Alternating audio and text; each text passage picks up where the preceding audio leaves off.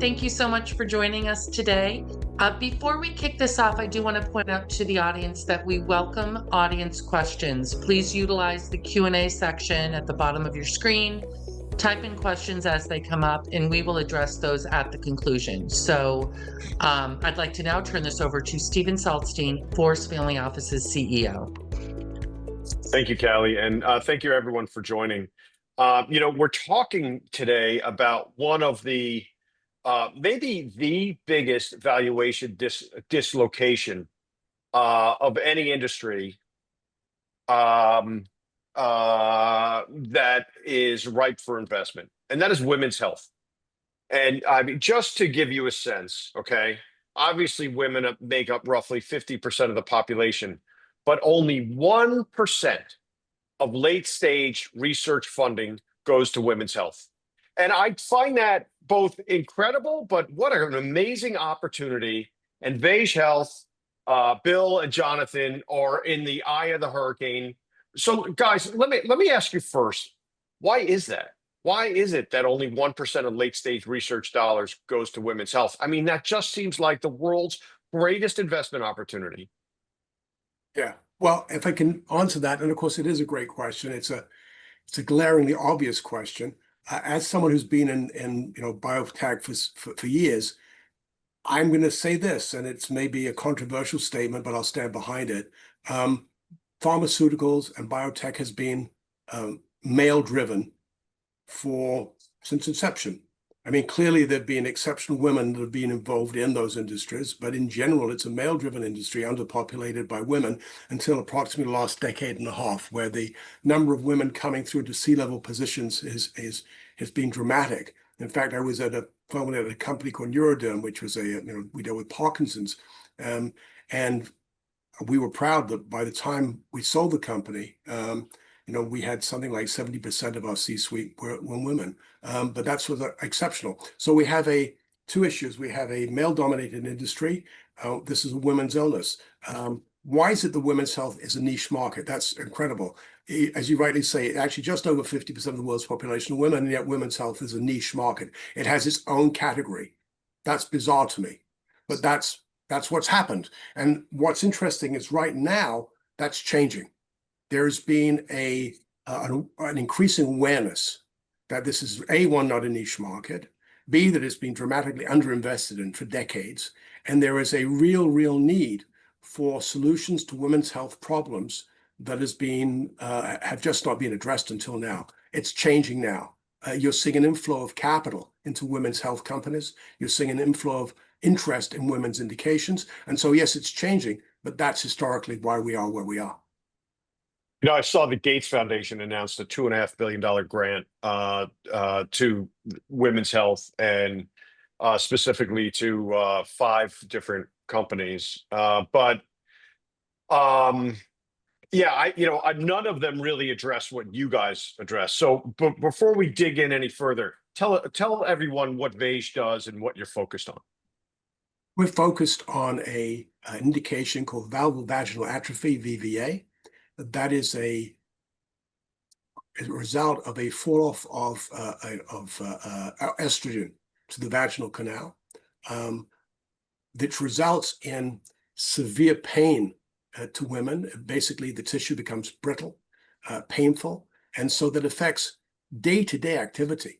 But it certainly affects any kind of sexual relations, incontinence. I mean, there are a huge bunch of issues. Billy, chime in, please. You really know a great deal about this. So the interesting thing is that in natural menopausal state, and a lot of the breast cancer patients also suffer the same thing, there's a drop in the level of estrogen. And certain tissues in the woman's body, particularly the vaginal canal from the vulva through the vault, require having a certain estrogen level to remain healthy and vital. And when that estrogen level drops, the tissue then degenerates. It becomes thin, ulcerated, inflamed, and subsequently, some of the things that Jonathan was talking about, it's extremely painful in a life-impacting way. It creates itching, irritation, even occasional bleeding. And certainly, as Jonathan mentioned, painful sex, but also incontinence. So imagine the quality of life life impact that this has on the average postmenopausal woman who is undergoing this. And frankly, we'll get into this shortly, but the solutions that are out there are just not sufficient at this point. So we'll come back to that a little later. Let's talk about that. First, please explain to everyone your mechanism of action. How does your solution for VVA work? And then let's talk about lubricants and estrogen and things like that.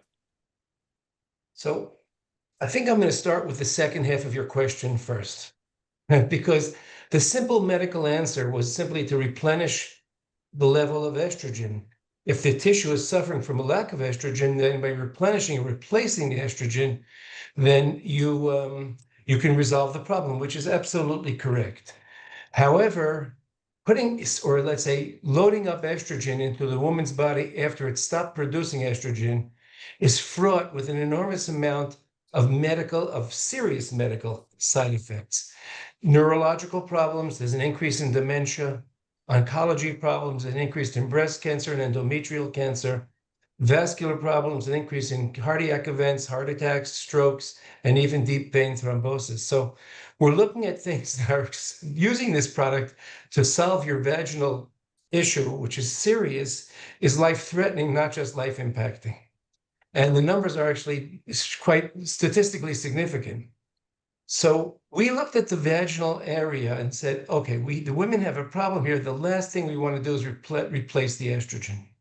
So clearly a lubricant or a moisturizer is not going to have the same effect. It'll give you a symptomatic relief temporarily. But we said, okay, this tissue is damaged.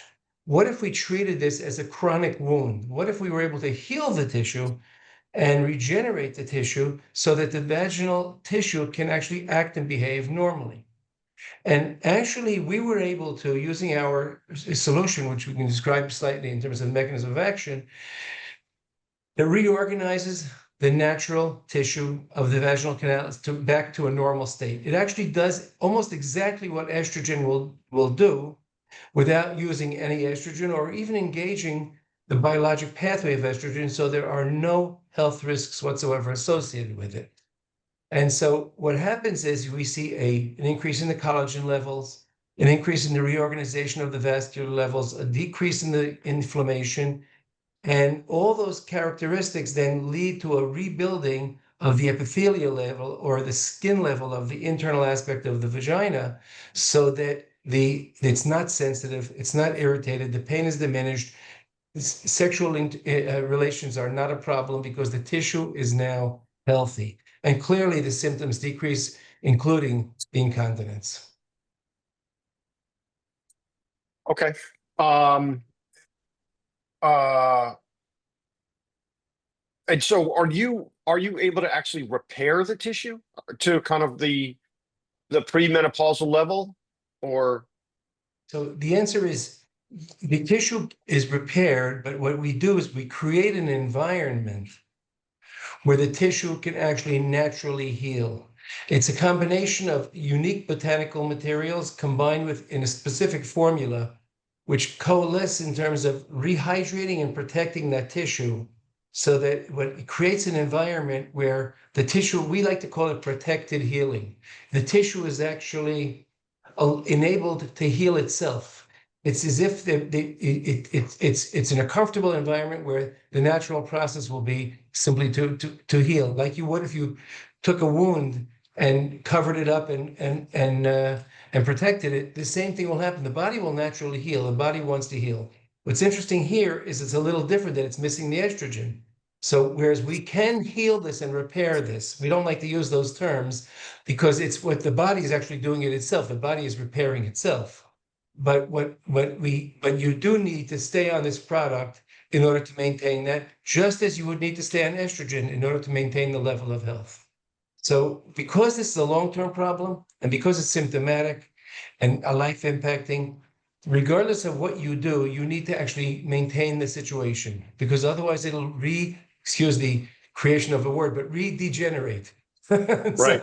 Sure. And so, but when you use this, you will have the healthy, supple vibrant vaginal tissue, which can continue that way without any risk long term.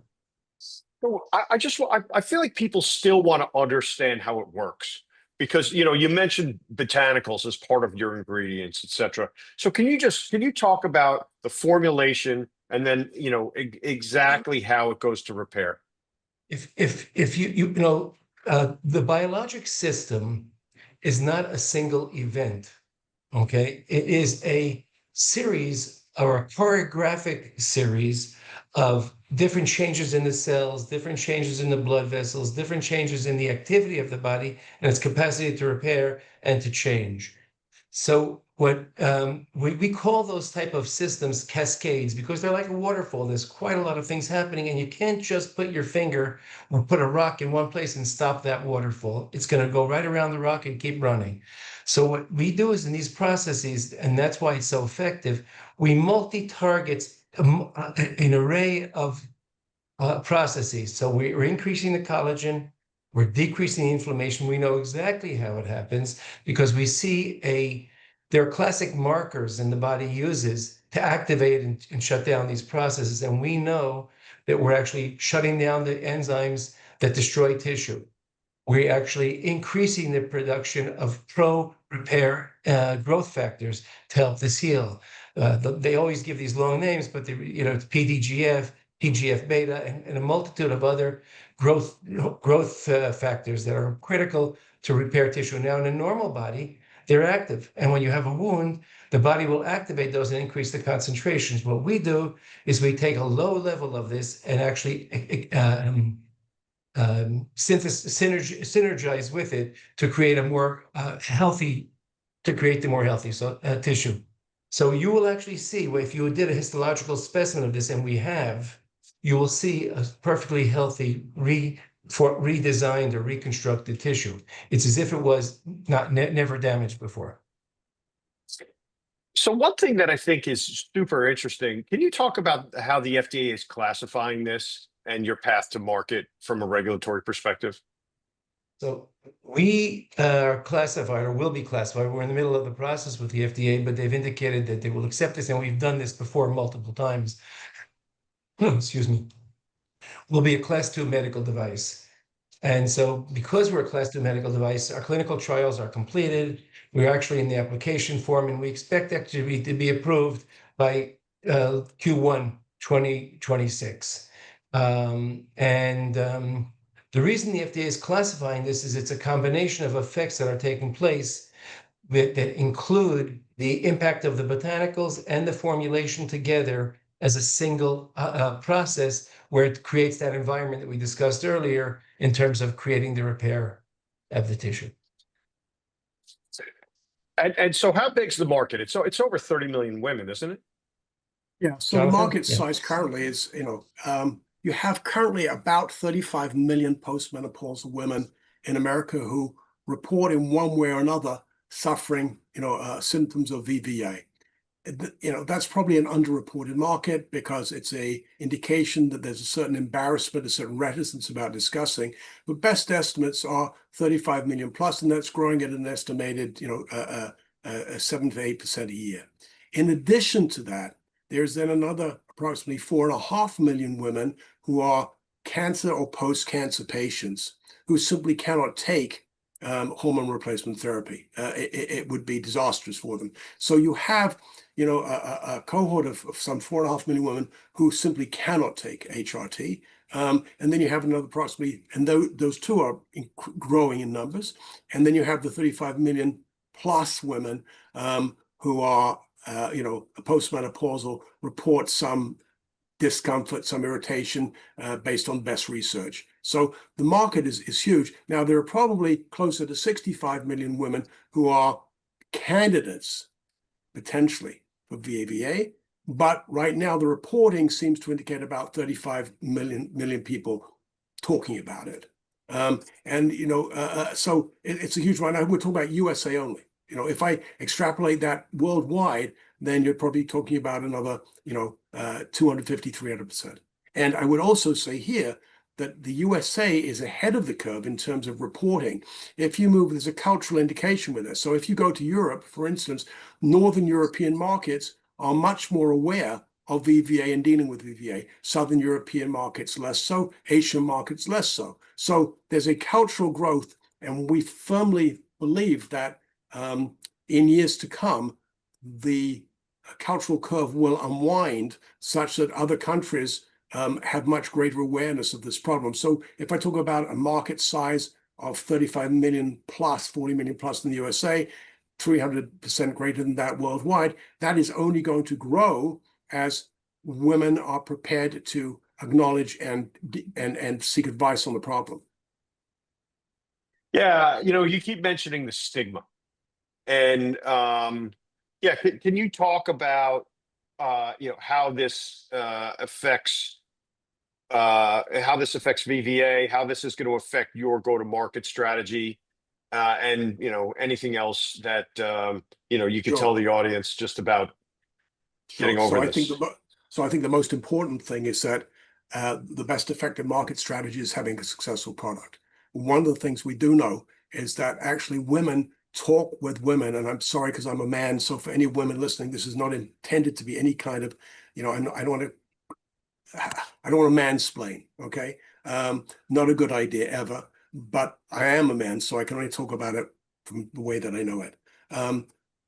Research has shown that women actually talk about their health issues with other women to a far greater degree than men speak to men about their health issues. Men, they're stoic, they're brave, they're somewhat stupid. Women find something that works and they share it. And that is true of not just health issues, but many issues. So the best go-to-market is having a great efficacious project, which we have. Beyond that, I think the issue of stigma, we will deal with this. And there are other products that deal with VVA. People who sell lubricants don't have an issue with stigma. They have other issues, but stigma is not one of them. How we go to market. We are going to go to market to present as really best in class with a messaging, with a brand name. Veige is a place, is a placeholder. That's not the brand name. The brand name, the brand name messaging, every single part of the product is going to be chosen based on deep market analytics. We work with first-class branding and people. So it's a presentation of best in class. It's the messaging, which is going to be very short, very sharp, but this is what we can do for you. It is going to be utilizing key opinion leaders. It's going to be utilizing, influencers at the highest level. Some of whom, we're already started speaking about relationships with those people. So the go-to-market, I'm not saying it, there's nothing ever trivial about going to market, ever. Nobody knows all the answers, but we think we absolutely know the route. And I think having the best product in its class is going to help us no end. And you guys, this isn't your first rodeo. You've done, you've run go-to-market strategies before, I assume. I've run go-to-market strategies. I've built and sold successful companies. And what I'm most, this is what drives me. Providing, instantly in any product, providing a truly superior product to a customer who will be completely satisfied with their purchase. To me, that's the mantra. Right. Okay. Amazing. And one thing that's interesting, and it goes back to, once again, like 1% of late-stage research dollars, only 1% go to women. But, there's kind of shifting demographics in the US and globally, right? So aging populations, one thing that's kind of at the top of the news cycle right now is delayed childbirth, longer lifespans. So how do you think this can benefit, the market size and It increases the market size.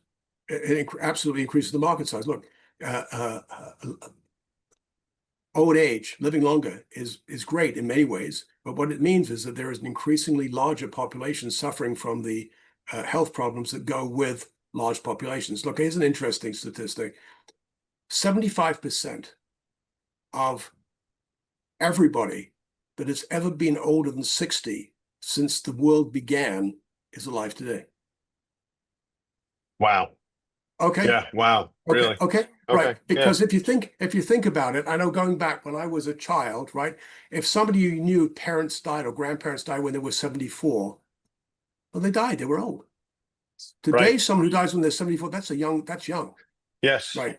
So there is science, health, we have succeeded in extending the life of human beings, but we cannot stop the body deteriorating during that course of events. So if you have an increasing number of people, who are older than X, they're going to suffer from the problems associated with that age. That's what will happen. So you have an increasing number of postmenopausal women as a percentage of the overall population. Yeah. Okay. Can you talk about your patent portfolio and your kind of, know-how portfolio and how this creates a moat and protects your IP?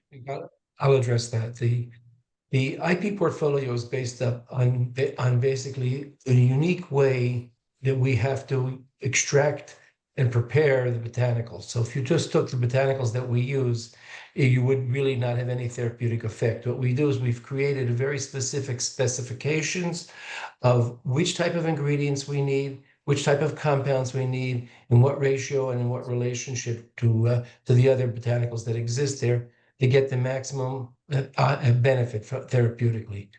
We have patents on the actual botanicals and their preparation. It's a core composition patent. And then we have patents also on the synergy between the way we formulate it and the specific amounts of the various ingredients in the formulation, which actually accentuates and harmonizes with the effect of the botanicals.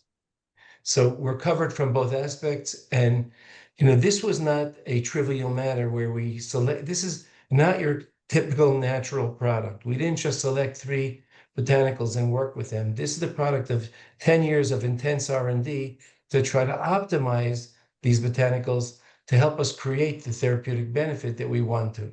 So are we worried about somebody else being able to do this? The answer is frankly no. So you expect to get approval sometime in 2026.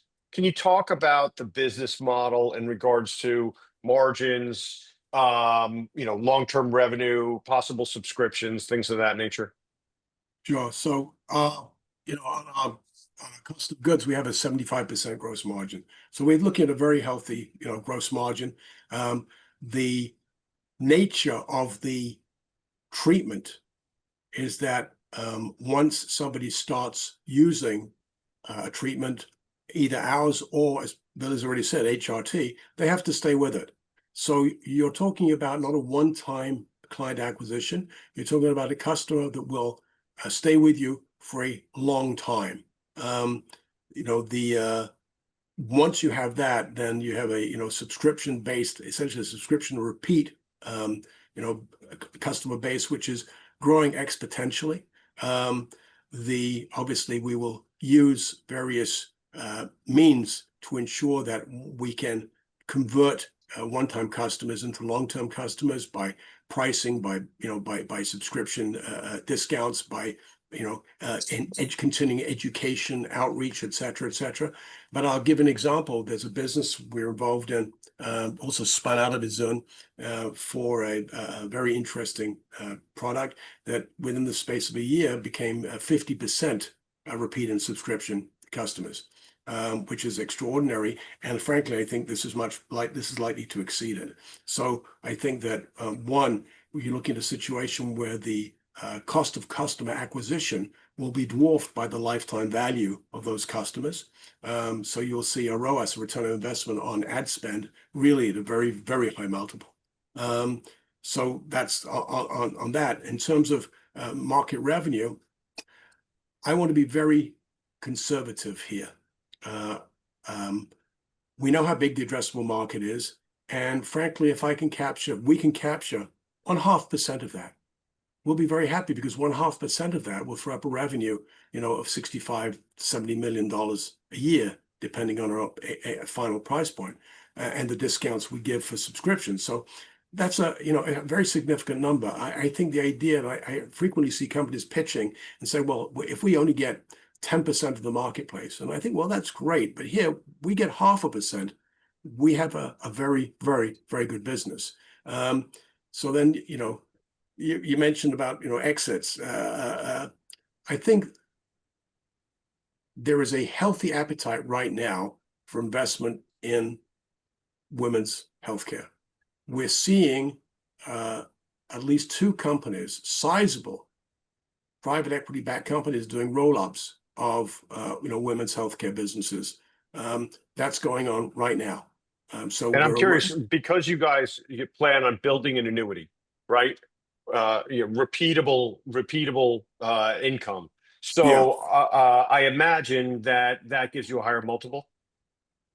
2 things. Yes, absolutely. And the other thing that gives us a multiple will be velocity of sales. I mean, it's a very important aspect. So what's important is we go into the market and running.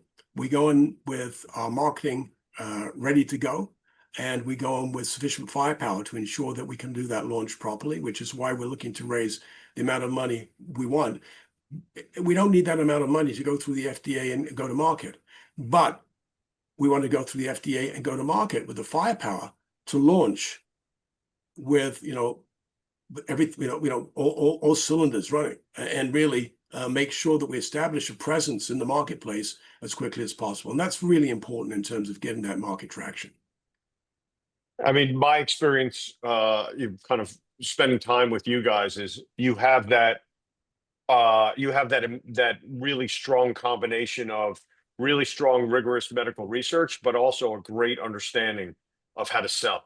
And I rarely ever am able to say that to a management team, that you guys have both sides of the equation. I'm lucky I've got a great partner. I didn't say which side you were on. No, I'm just kidding. Either way, I'm lucky I have a great partner. Yeah, fair enough. There's a bunch of audience questions, and I want to get to the audience questions, so I'm going to invite Callie in. Mm-hmm. Okay. Being the only woman on the webinar, take it away, Callie. Thank you. So how do you see Veige positioned in the broader longevity and preventative health ecosystem? Hopefully well established and well known. I mean,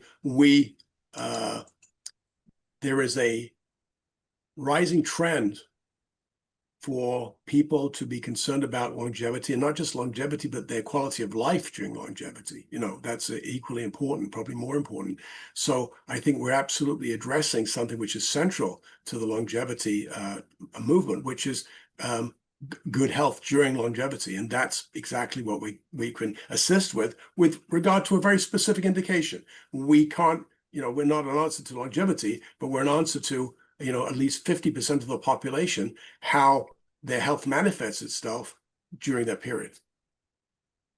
Great, thank you.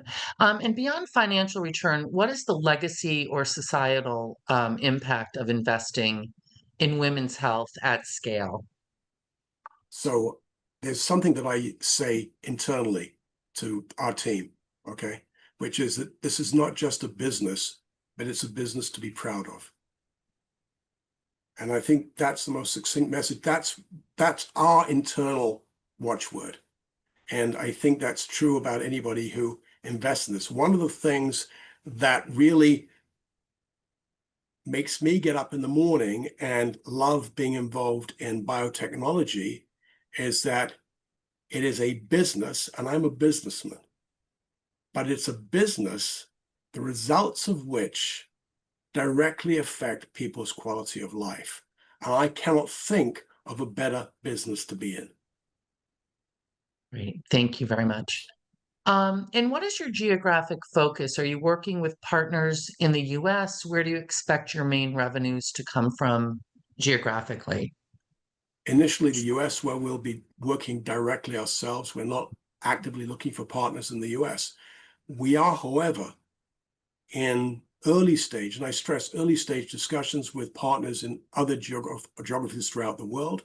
We had a very interesting conversation yesterday with the European group Some of this is inbound, some of it is a result of meetings we held at conferences or whatever, but there is a understanding that we have something interesting. And so we're getting both inbound inquiries and we follow up conversations with people, that we meet. But America is the focus. That is the territory that we will run ourselves. Certainly that's the plan. And then we are open to discussing partnerships with other companies in other geographies. Frankly, you can't dance at every wedding. Second of all, there are cultural differences in marketing in different countries. And it's important, I think, that if you're going to go to different geographies, that you do it with the right local partner who understands how best to penetrate and get traction in that marketplace. Thank you. And is this going to be a physician-referred product, prescription, covered by insurance? No. Okay, I'll answer that. Okay. Is it going to be a physician-referred? Yes, we hope so. However, it's not prescription-based. There are various products that are physician-referred that are not prescription-based or reimbursed. We hope we will be one of those products. One of the things that we'll be doing through professional education is getting key opinion leaders, some of whom already joined our advisory board, to join us in speaking to fellow medical professionals so that it will be a referred product, but it is not going to be a prescription product and there will not be reimbursement. This is a direct-to-consumer product where the consumer will pay and buy this product from their own pocket in the way that they do for many other, frankly, less good products that attack the same market. Great, thank you. And what prevents the larger players like Bonafide, Estrogen, from crowding Veige out once traction is established? Well, I think Billy's addressed that previously in terms of the crowd. They can't replicate what we do, or they cannot, look, I'm going to roll that back. They cannot easily or even with great difficulty replicate with what we do. Nothing is impossible, so perhaps there is a chance. But let's assume for the purpose of this discussion that it's very, very, very difficult to replicate. So how can they crowd us out? Well, they can outspend us on an inferior product and, rather like, if you take the Starbucks approach, and back in the heyday when there was a Starbucks in every corner, then you had no alternative but to buy Starbucks coffee. Now you could try that approach, but the truth is there are too many players for that to occur in this space. So I would turn it around and say put it another way. If we got to the point where our market share was that serious, I would suspect that someone would want to buy us. And interesting, that's the next question. Are you in discussions with any potential strategic acquirers? Far too early. And I would say something else. If somebody was, I would not be interested in speaking to them because I would be selling us for a value which would be, a cent on the dollar to where we will be. Right. And so what do you expect long-term for an exit?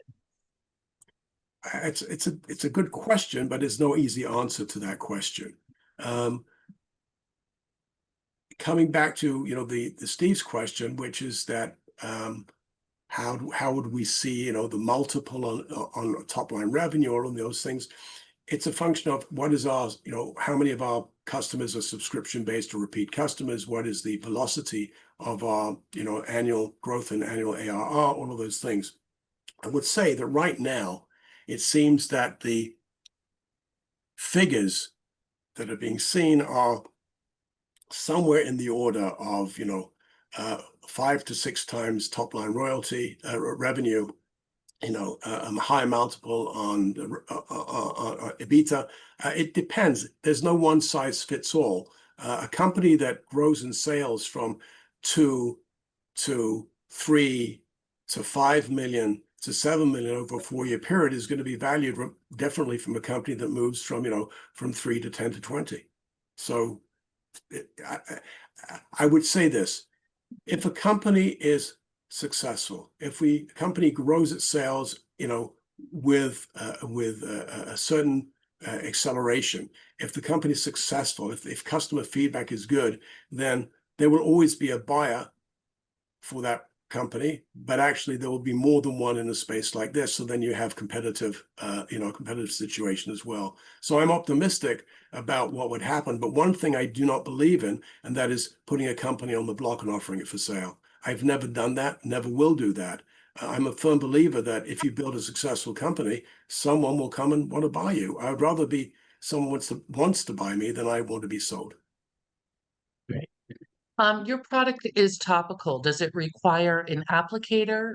Yes. And is it a daily administered? Daily. So two-part quick. It's a vaginal applicator. We'll be we're actually working to an extent with the FDA. The FDA is an interesting body, as people may know. Vaginal applicators, much like women's health, have not moved on in many years. Vaginal applicators are fairly industrial in their nature. They look like something that's come out of a chemistry laboratory, and that's what the FDA is used to seeing. So initially, we will be redesigning the applicator in a way that does not cause the FDA to scratch its head and wonder what's going on and sort of, say, well, we're going to have to think about that for a long time. But the idea is that having found the best applicator that we can find and working with it to change it the best way we can so that it is a more tactile, more interesting, friendly applicator. Stage 2 will be to be designing from scratch a totally new applicator, going back to the FDA and getting consent for that, which we don't believe will be a problem, but it's a time issue. We don't want to hold back the launch while we do that. So it'll be a stage 2. And in fact, I would say this, everything we do, we'll always be looking to constantly improve and refresh the offering. We don't freeze design once we go to market. We're always looking to get it better and better. Great. And so you asked about, sorry, I didn't answer the second part. There's an initial loading, initial dosing, which is daily for 2 weeks, and thereafter it's every 3 days. Great, thank you. And if you could just reiterate what size investment you're looking for and a minimal amount that you would accept. So we're looking for a total of $6 million. We've raised $1.5 million so far, so there's $4.5 million outstanding. And I think the minimum that we would take is $100,000. Okay, great. And that concludes the questions that have come in from the audience. If you do have additional questions, everyone out there has my email address. I'm happy to facilitate an introduction to the team here. In turn, they will have all of your information as well, and we'll be reaching out. And Jonathan and Dr. Levine, I do want to turn it back over to you for any final words before we close out. First of all, Callie, thank you. Stephen, thank you. It was a pleasure meeting you as always and having a chance to share our thoughts and ideas with you and with everybody else who participated in this webinar. We're very proud of what we've developed, and we're very pleased to be part of this team. And as we said earlier, we're very happy to help alleviate some of these life-impacting symptoms for such a large population that's suffering from them. So it's good to wake up in the morning and be driven by good things. So thank you. And if I could add to Billy's words, thank you to all of you who've participated in this webinar, and thank you for your questions. They were really to the point and show a level of understanding, which we appreciate. And we are open to any other questions.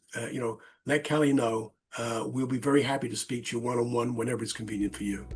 Fantastic. Thank you, everyone. And everyone have a great day.